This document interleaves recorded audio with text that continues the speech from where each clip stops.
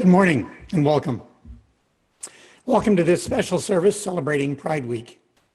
My name's Norm Horofker and I'm the minister of the Universalist Unitarian Church of Halifax. For the past number of years, Reverend Renee Clark, the chaplain at Northwood Continuing Care, and Caitlin Smithers organized a special interfaith service during Pride Week. Unfortunately, in the present circumstances, with the pandemic underway, a service at Northwood has not been possible this year. So we're holding this service online to keep the tradition alive and to celebrate the connection between pride and our human sexuality and our spirituality. I'm assisted this morning by Jessica Friesen, the music director here at UUCH, and by John Piccolo, our volunteer director and technician for the service. We have a number of special guests representing different faith traditions who will be meeting here during the service today. During the service today, the chat function will be open, and I invite you to extend your hospitality by saying hello. Before the service begins, I just have a few quick announcements.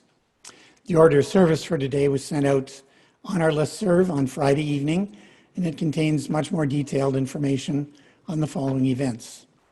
If you'd like to be added to the listserv, just send an email to president at uuch.ca.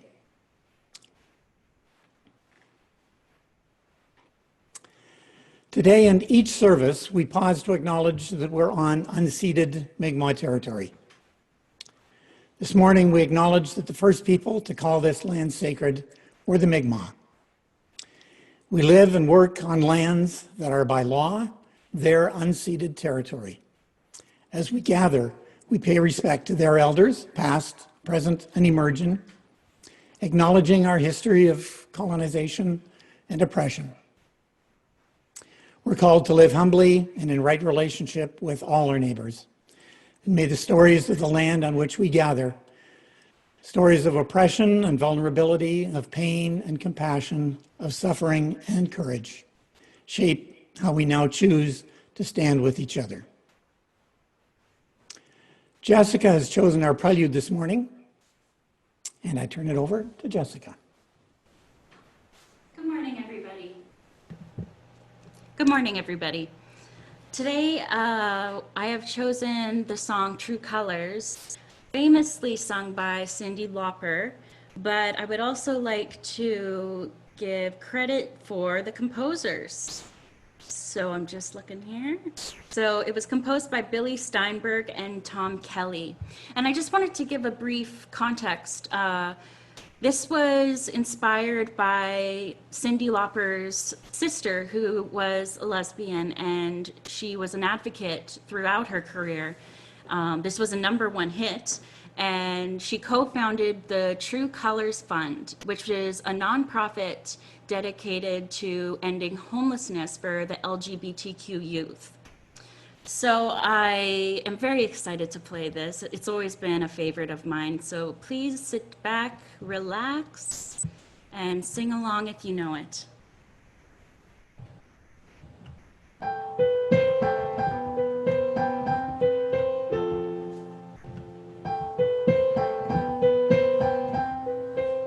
You with those sad eyes, don't be discouraged, oh, I realize it's hard to take courage in a world full of people.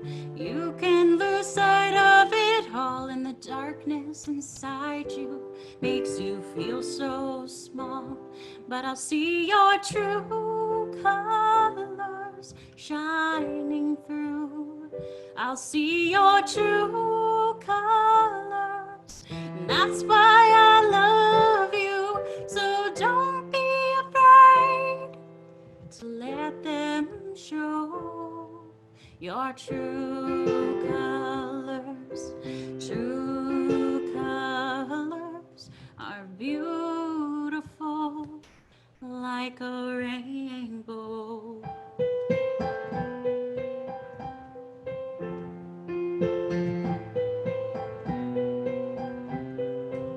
Show me that smile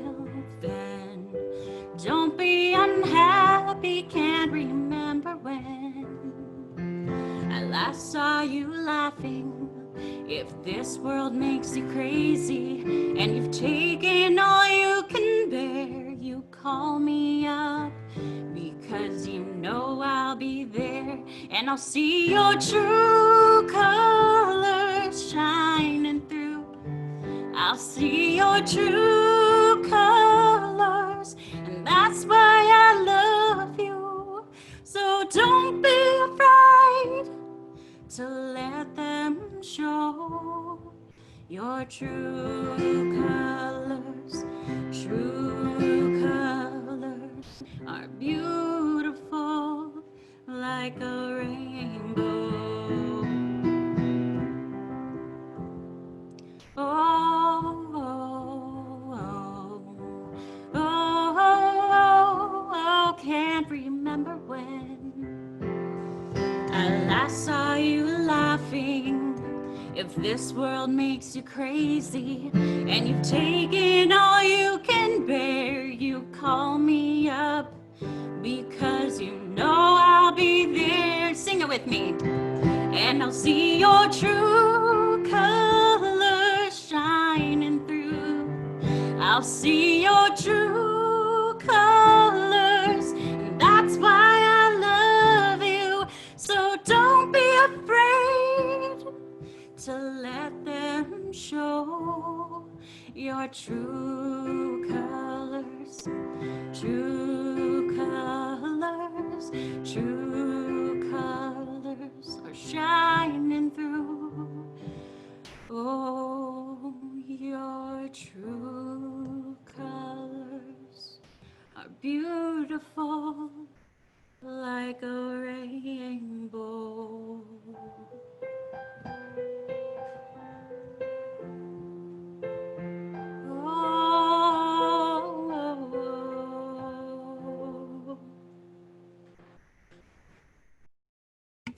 Thank you, Jessica.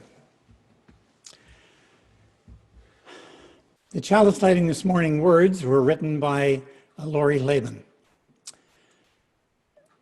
We light our chalice flame for those who lived their lives in closets of shame, for those who were attacked in bathhouse raids, and the fierce trans women who fought. So many never lived to see our out gay kids singing on TV, our gay people serving in the military, marriage equality, families formed by intention.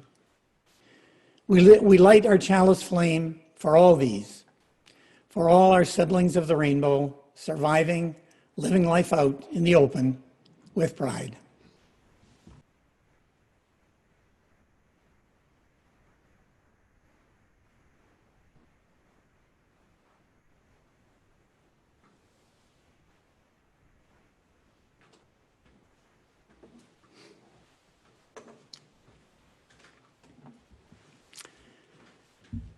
And now, our opening hymn.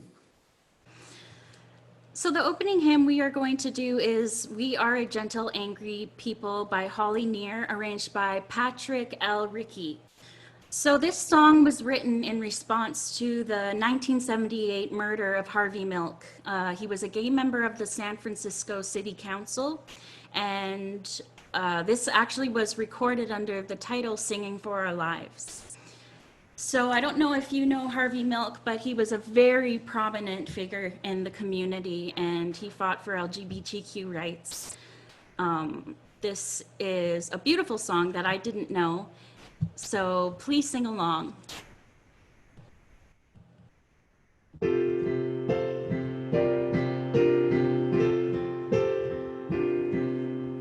We are a gentle, angry people, and we are singing, singing for our lives. We are a gentle, angry people, and we are singing,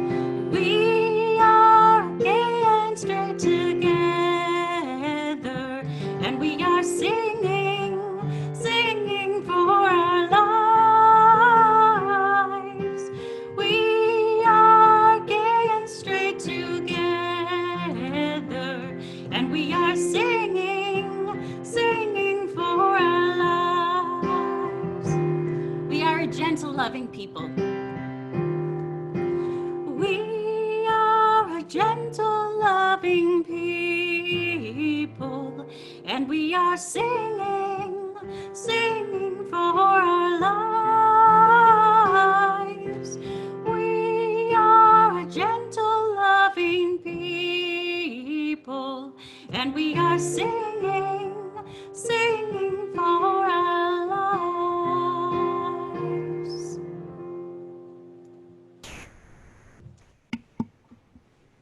Thank you. So this is a time in the service when we would normally have a time for children of all ages. And this morning I'm thinking about the children and about the lack of a pride parade. I know how much children love parades. Children of all ages love parades. So this morning I chose a reading by Lois Van Leer, a Unitarian minister, that I'd like to read to you. Maybe it'll help you remember pride parades past.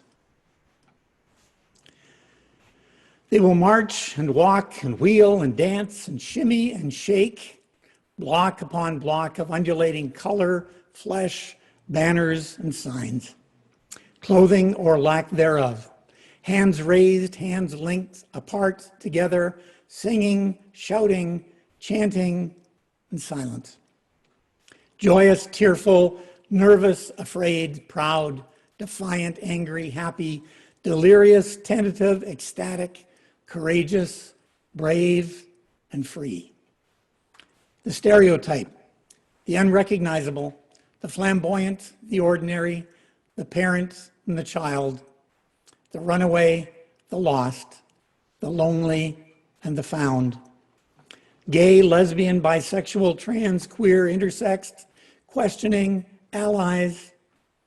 Their slogans, straight but not narrow. I love my gay child, standing on the side of love, one day a year, 1 out of 365.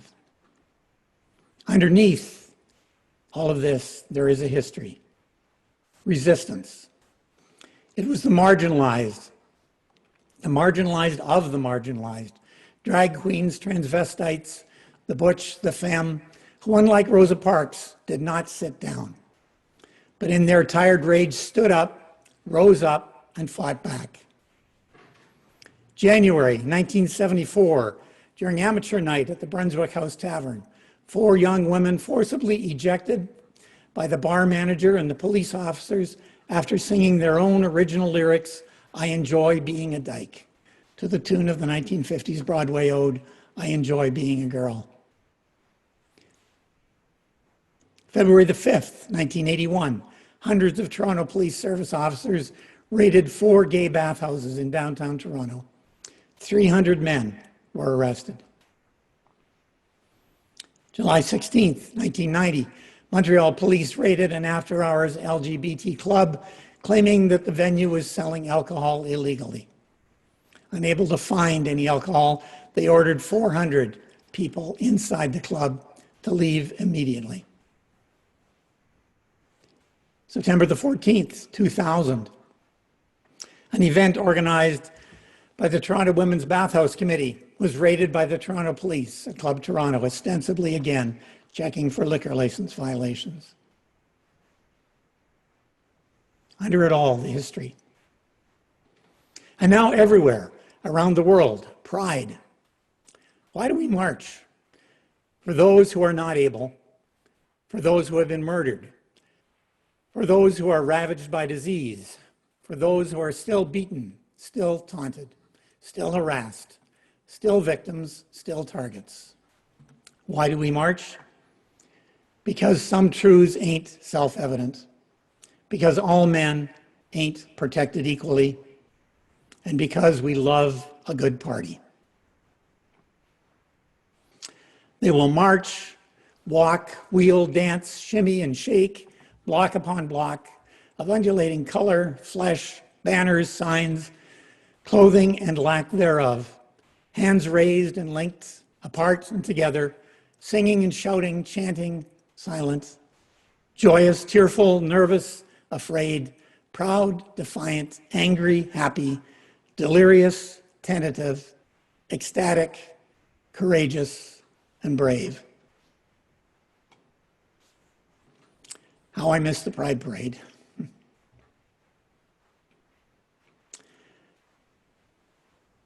Now we'll take a special time. It is a special time in our service to reflect upon our joys and sorrows.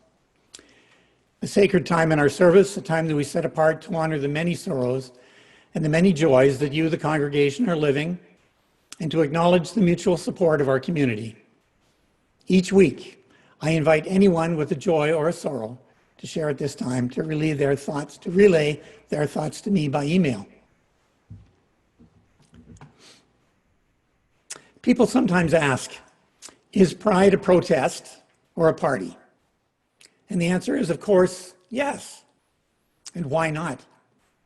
Why not rejoice as we resist, dance as we demand change, celebrate as we create community that delights in all of who we are? This morning, I start by lighting 2 candles. The first is a celebration for how far we've come in recognizing the beauty of human diversity.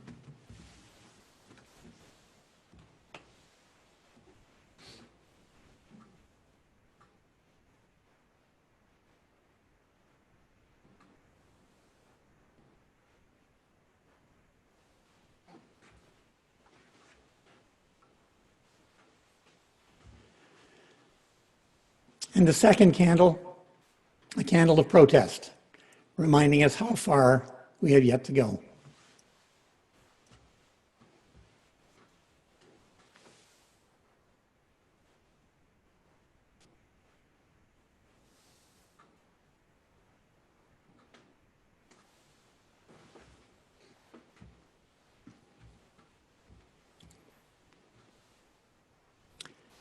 I didn't receive any other notifications for joys and sorrows.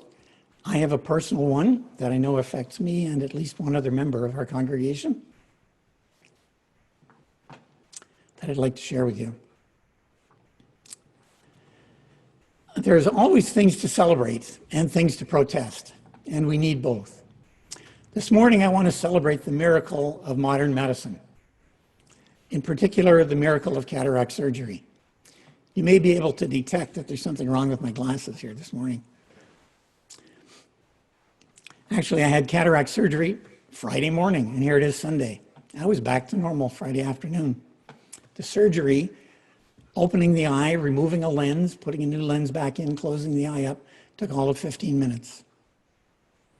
It's changing my life. It's changing the lives, I know, at least one other member of the congregation this week. And when you reflect on the fact that not too many years ago, a cataract would be a condition that would result in ultimate blindness. So I want to light a candle to celebrate the miracle of modern medicine.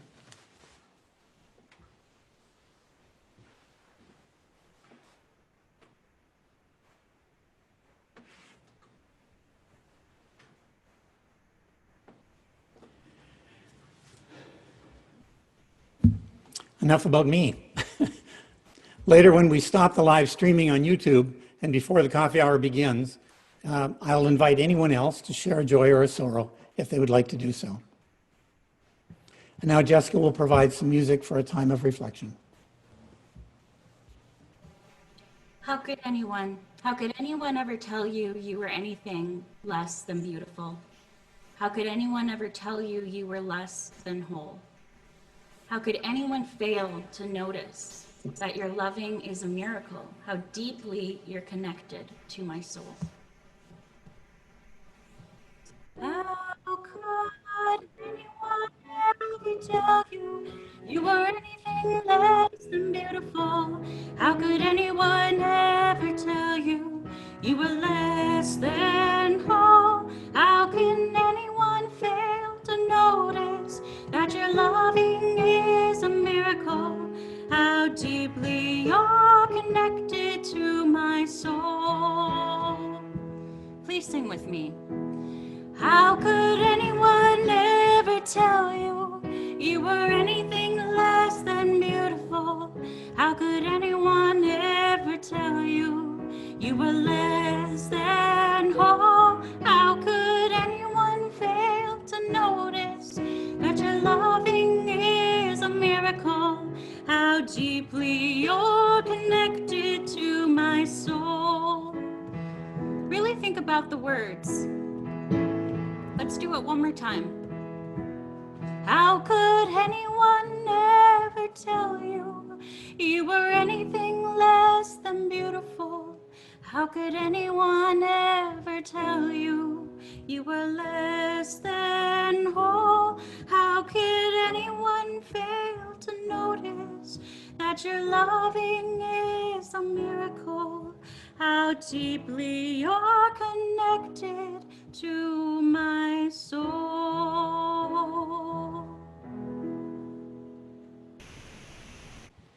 May the joys and sorrows, both those acknowledged here this morning and those held in the silent sanctuary of our hearts, weave us together in the interdependent fabric of community.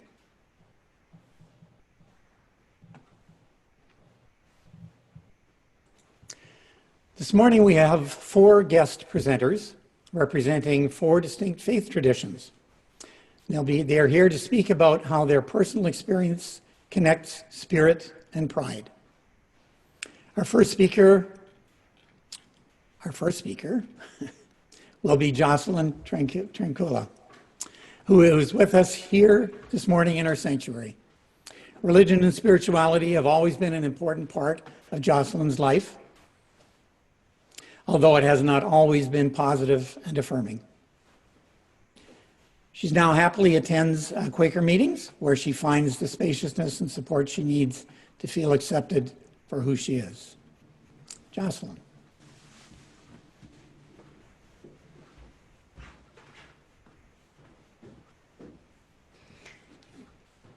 Good morning and happy Pride.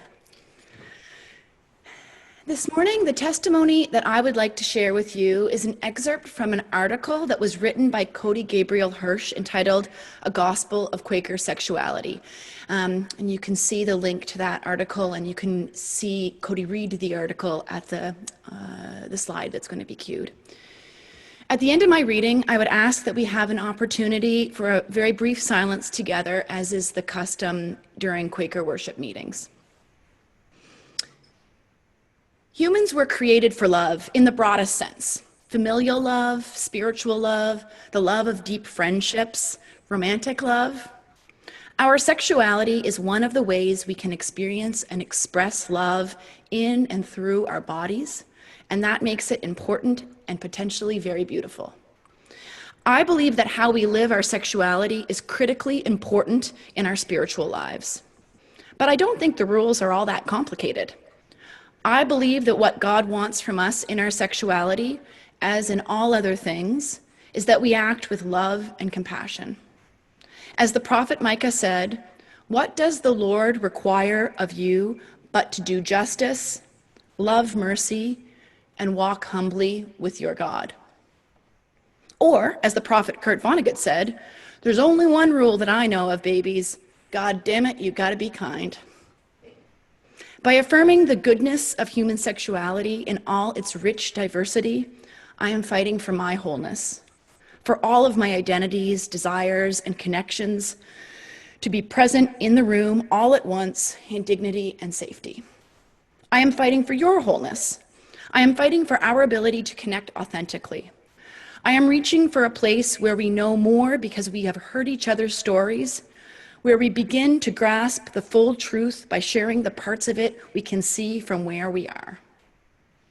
Having sex like a Quaker, pursuing a grounded, loving, progressive, and life-affirming approach to human sexuality is an act not just of seeking wholeness, but of staking out ground and fighting for our wholeness actively and passionately.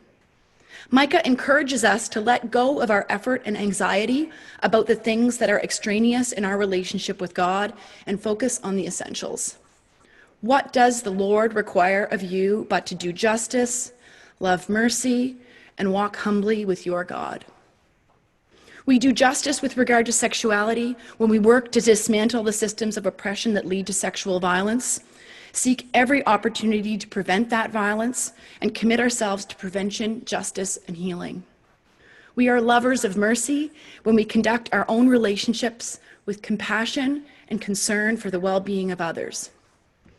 We can walk humbly by acknowledging the things we don't know, committing ourselves to a lifelong learning process about sexuality, and most of all, refraining from judgment of other people's consensual relationships. Finally, Micah tells us, God will be with us. Guidance and help are here, and they will keep coming. We are grounded, we are loved, and we are not alone.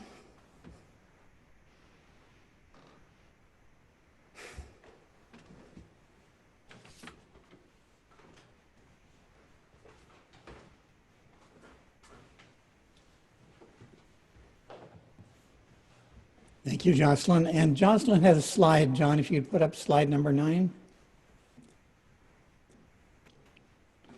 This is a link to a Quaker website. I'll give you a minute to have a look at the link below if you'd like to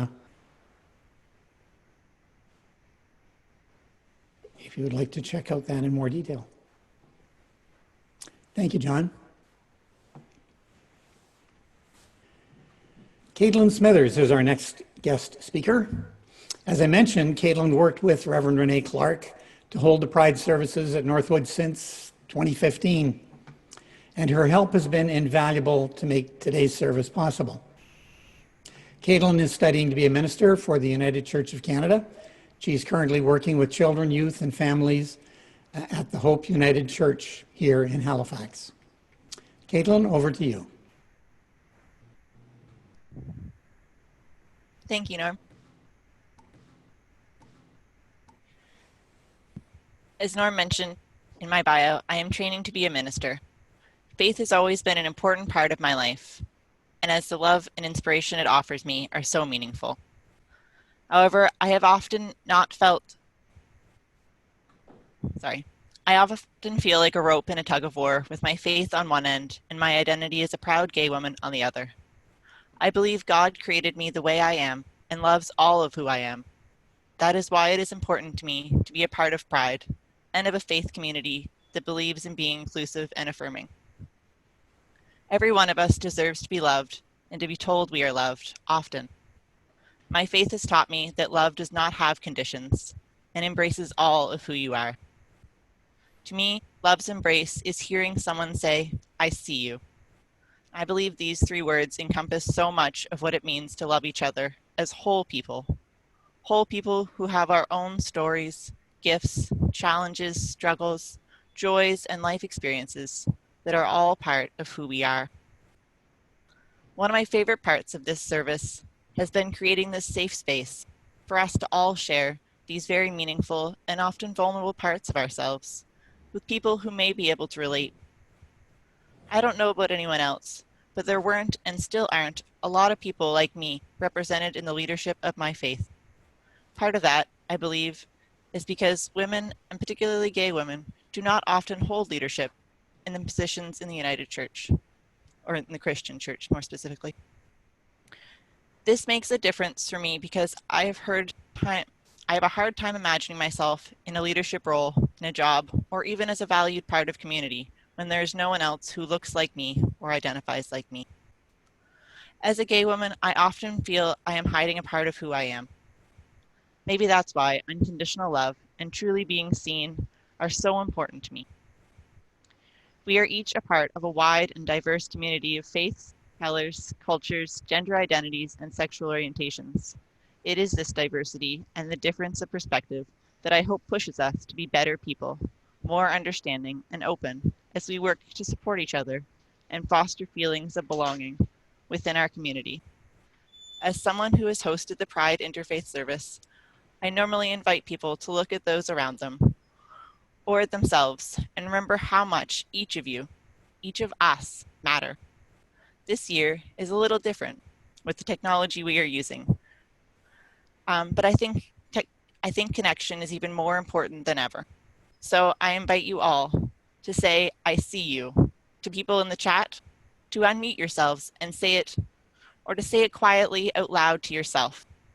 And when you do, I invite you to give yourself a pat on the back or a hug, because you are loved for all of who you are.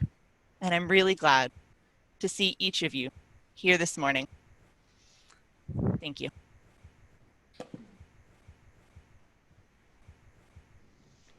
Thank you, Caitlin. And now it's my great pleasure to introduce a member of our Universalist Unitarian congregation that was established here in Halifax in 1837. I never get tired of reminding people of that fact. I'd like to introduce Mike Belland. Mike joined our congregation in 2017, and he quickly became one of our go-to people. Mike?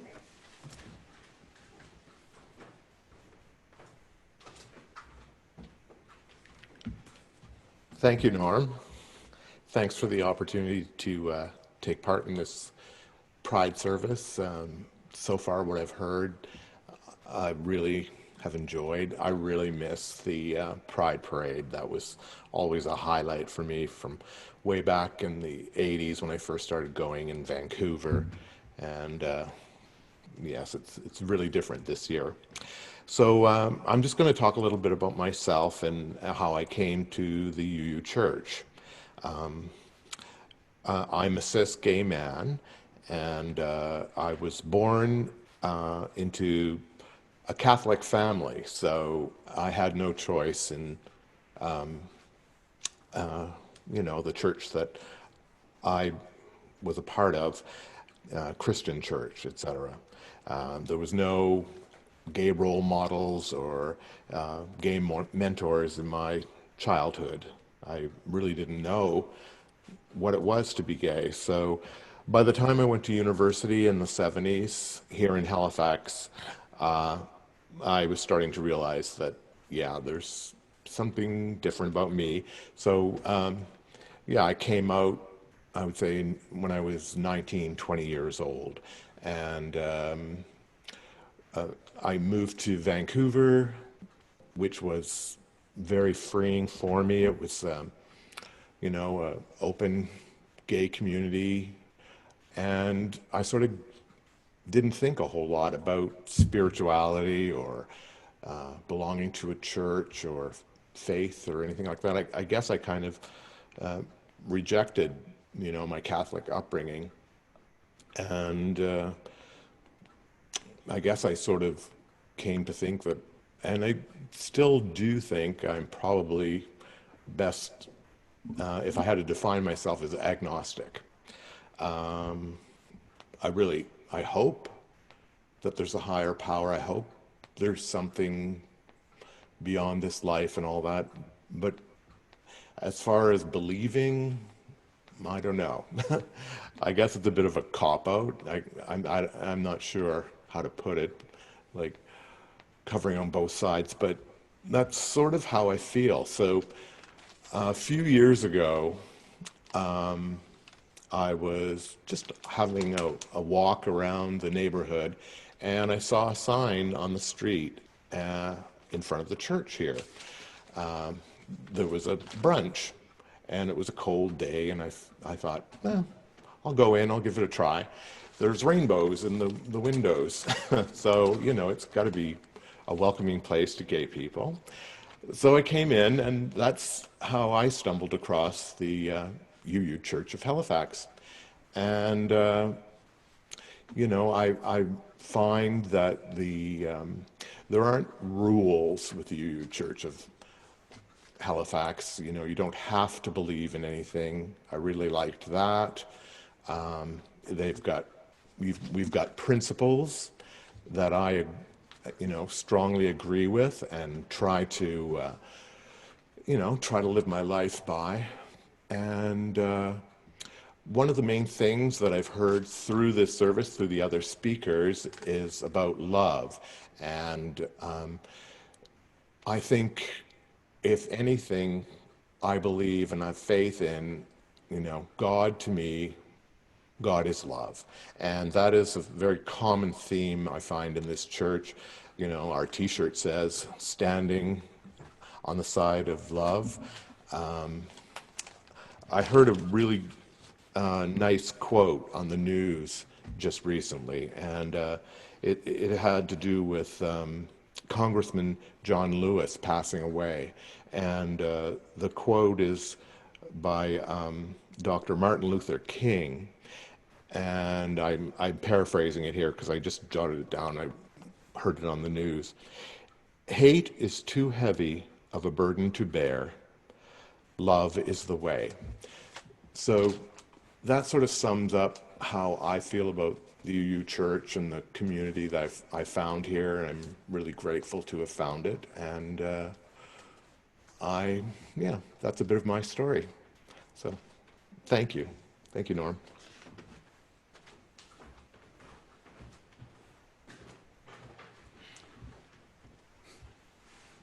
And thank you, Mike. Our final guest speaker this morning is Sherry Caston, whose Hebrew name is Sarah Michla Bat David Ber Vittel. I had to practice that. She's part of at least the third generation of her family of being a Jewish lay leader. Being Jewish and queer are integral to her identity.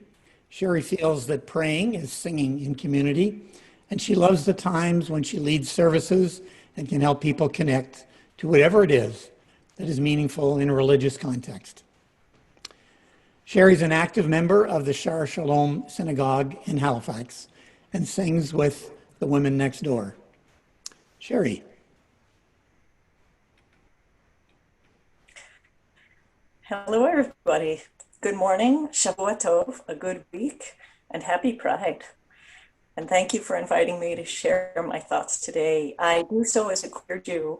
And what I'm about to say is just my opinion. I trust you understand I'm not speaking as if I represent all Jews. So one of the many things I appreciate about Judaism is that we have no intercessor between ourselves and the one, the universe, God, higher power, source of life, compassionate one, call it what you will.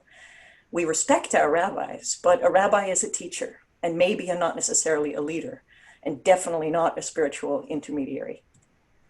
You might have heard that the Jews are known as the people of the book. We have the Torah, also known as the 5 books of Moses, along with the writings and the prophets. And there have been many commentaries over the last 3,000 years and between our diaspora communities around the world. So commentaries on the substance of what's in the Torah, as well as on subsequent teachings. It's as if we have conversations through time and space, elucidating and elaborating what it means to be Jewish, often with the recognition that individuals have different roles and differing needs within the Jewish community. And one might think that ancient texts really have nothing to teach us now, but some of the conversations the rabbis have had are quite remarkable. For example, Talmudic discussions of gender from between 2400 and 1800 years ago were certainly incomplete when you compare them with today's understanding, but they were remarkably nuanced because the rabbis contemplated at least 6 different gender expressions when considering the varied ways there are of being human. There are also prayers that we say each day, maybe to foster awareness, maybe gratitude as we go through our mundane activities. But one of among many blessings is one we say when we acknowledge how varied human form can be. And this prayer or blessing acknowledges that we are all created in the image of an infinite divinity. I mentioned we've been figuring out how to be Jewish for millennia over time and space. The word we use to describe this is halacha. It's the way we Jews figure out how to live in a way that's reflective of our values, considering our teachings and the world in which we live.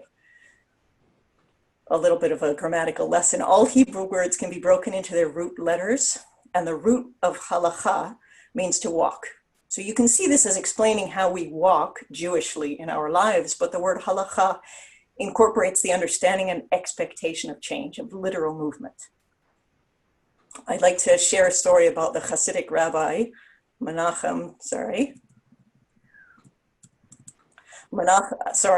Meshulam Zushya of Anipoli. He lived in the 1700s. And it's said that when he was on his deathbed, his students found him crying uncontrollably. And they tried to comfort him by comparing him to some of our historical leaders. So Rabbi Zushya was almost as wise as our teacher Moshe, and nearly as kind as our ancestor Abraham, the first Jew, and saying he was sure to be judged positively in heaven. And the rabbi was said to have replied, when I get to heaven, I will not be asked, why weren't you like Moshe? Or why weren't you like Abraham? They'll ask, why weren't you like Zushya? And so, to my way of thinking, Judaism has an understanding that we need to live our lives to be the best us we can be, to live to our fullest potential and as our most authentic selves. And if it's queer self, then that's what you're living. It acknowledges that the ways of our ancestors are not the ways of our times, and we must adapt and change as the world changes around us and as we grow. And that we each have a connection to the one, the source, in whatever way is meaningful to each of us. Norm was kind enough to let me share the following reading or prayer that made the rounds last month in the States, if you want to put that up on the screen now. As an introduction, there's a joke that nearly all Jewish holidays can be explained like this. They tried to kill us, they didn't succeed, let's eat. So Rabbi Ayelet Cohen took a prayer of thanksgiving that we say during our holidays of Hanukkah and Purim, and they commemorate times the Jewish people were nearly destroyed, Purim in the 5th century before the Common Era, and Hanukkah in the 2nd century BCE. And she repurposed it for Pride Shabbat last month in the States. I personally have a hard time with the militarism of the prayer. In fact, if you understand the Hebrew, you'll hear me change battles to wonders. But it's understandable that it would be militaristic given the context from which it comes. And if you will humor me, I'll sing. If you know this, join in. Al hanisim ve'al hapurkan ve'al hagvurot ve'al hatshuv ve'al haniflaot she'asita lahoreinu bayamim hahem bazman hazeh. Al hanisim ve'al hapurkan ve'al hagvurot ve'al hatshuvot ve'al haniflaot she'asita lahoreinu bayamim hahem bazman hazeh. And if you'd like to join me reading this, by all means join in. We thank you for the miraculous deliverance, for the heroism, and for the triumphs in battle of our ancestors in other days and in our time. In the wake of the civil rights movement, lesbians, gay men, bisexuals, and transgender people began to organize for the dignity and justice that all of us are due as human beings on this earth. Those who profane your name, claiming that they hate us in the name of God, rose up to criminalize us, pathologize us, brutalize us, and erase us. And you, in your great mercy, stood with us in the time of our troubles. You fought alongside us, vindicated us, gave us the courage to stand together, to open our eyes and the eyes of the world around us, to see that the freedom and the right to love belongs to all of your creations. You have given us the strength to witness and create wonders, to be who we are, and to love whom we love, not only in the safety of our homes, but outside in the light of the world, to live as Jews in the embrace of our community, to sanctify our unions and celebrate ourselves before each other and before you. And obviously this was in a Jewish context.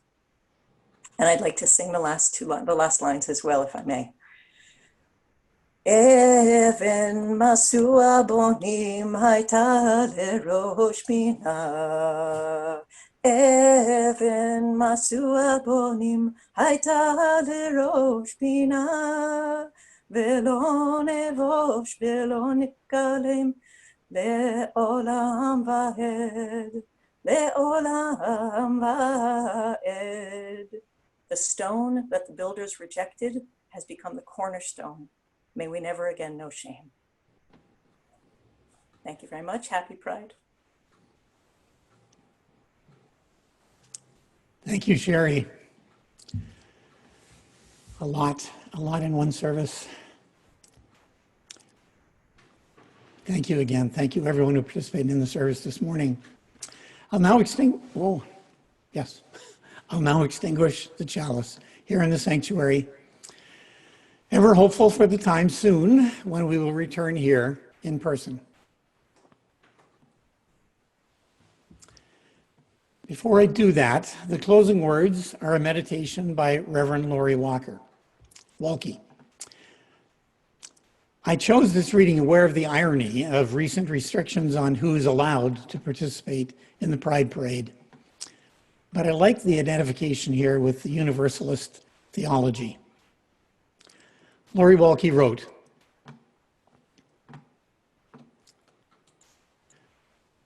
"Is it the glitter? Some people think it's the glitter. It's the glitter that makes a pride parade like heaven. Pearly gates and streets of gold, surely heaven has as much glitter as the pride parade. There's definitely enough glitter here to make a person believe that pride parade is like heaven. Some people, of course, do not think the pride parade is like heaven. After all, who would let all these people in? Surely there's some kind of form to fill out. One must be given clearance, or at least one must abide by a dress code, surely. Speaking of, what is the dress code for heaven? What documentation is required? Of course, this is the strongest argument that the kingdom of heaven is like the pride parade. All are welcome.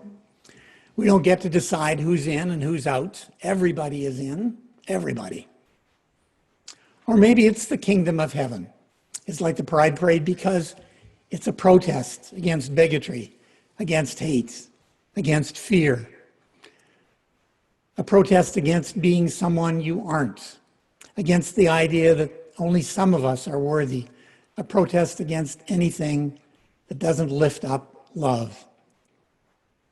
That's quite a parade, isn't it? The kingdom of heaven is like the pride parade, and we're all welcome, and love wins. We'll know it by the glitter and the love. Thanks be to God, and amen.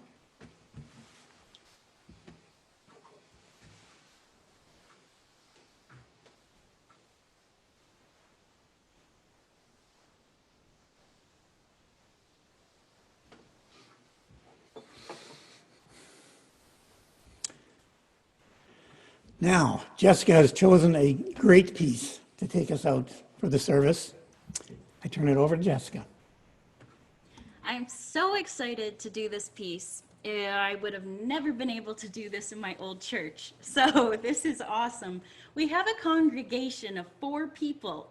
So if they want to dance and sing, that would be awesome. I know you're going to dance and sing at home.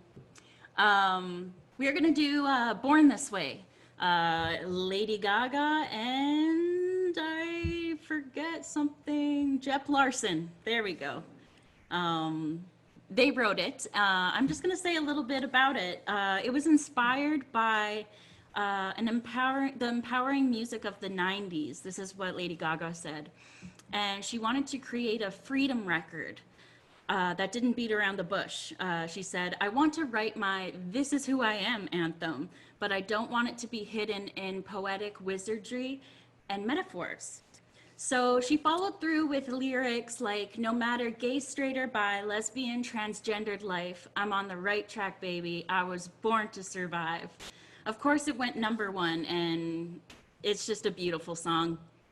So I have drank 3 cups of coffee in order to do this very well. I am no Lady Gaga, but I'll do my best.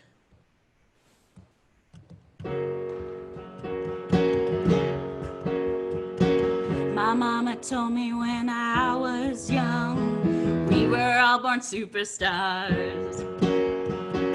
She rolled my hair, put my lipstick on, in the glass of her boudoir. There's nothing wrong with loving who you are, she said, 'cause it made you perfect, babe. So hold your head up, girl, and you'll go far. Listen to me when I say, come on, ready? I'm beautiful in my way, 'cause God makes no mistakes. I'm on the right track, baby, I was born this way. Don't ever result in regret, just love yourself and you're said. I'm on the right track, baby, I was born this way. Ooh, there ain't no other way, baby, I was born this way. Baby, I was born this way. Come on. Ooh, there ain't no other way, baby, I was born. I'm on the right track, baby, I was born this way. Okay, I'm getting people to dance. Don't be a drag, just be a queen. Don't be a drag, just be a queen. Don't be a drag, just be a queen. Don't be. Come on. Give yourself prudence and love your friends. Subway kid, rejoice the truth. There we go, I've got a clapper. In the religion of the insecure, I must be myself, respect my youth. A different lover is not a sin. Capital H-I-M. Hey, hey, I love my life, I love this record, and me, I'm more for living, yeah. Come on, I'm beautiful in my way, 'cause God makes no mistakes. I'm on the right track, baby, I was born this way. Don't hide yourself in regret, just love yourself and you're set. I'm on the right track, baby, I was born this way. Ready? Ooh, there ain't no other way. Baby, I was born this way. Baby, I was born this way. Ooh, there ain't no other way. Baby, I was born, I'm on the right track. Baby, I was born this way. Born this way. Don't be a drag, just be a queen. Whether you're broke or evergreen, you're black, white, beige, cola descent, you're Lebanese, you're Orient. Whether life's disabilities left you outcast, bullied, or teased, rejoice and love yourself today, 'cause baby, you were born. No matter gay, straight, or bi, lesbian, transgender life, I'm on the right track. Baby, I was born to survive. No matter black, white, or beige, stroller, or Orient maid, I'm on the right track.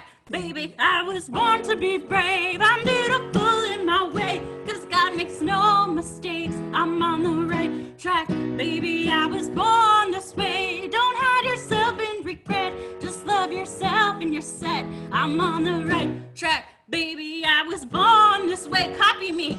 Ready?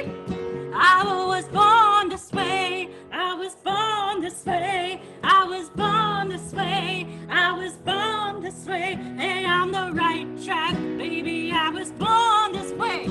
I was born this way. I was born this way. I'm on the right track, baby. I was born. One more time, ready? I was born this way. I was born this way. I'm on the right track, baby. I was born this way.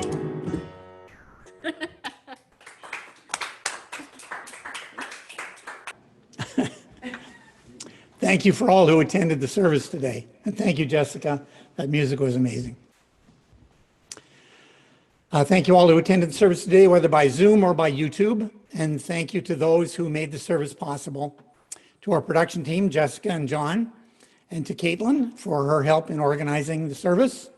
And to our special guests, Sherry, Jocelyn, and Mike. I think I missed somebody. What did I miss? Caitlin. Sorry. I'll now say goodbye to those who joined by YouTube as we end our live streaming. I hope that you'll take images of beauty and diversity from today's service out into the week ahead.